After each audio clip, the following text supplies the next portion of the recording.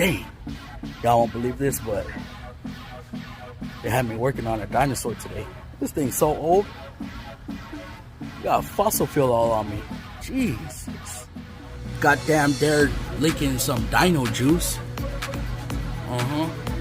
Some turn make it happen juice.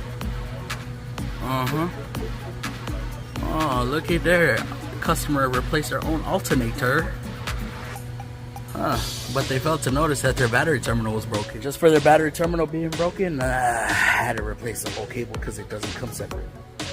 Jesus.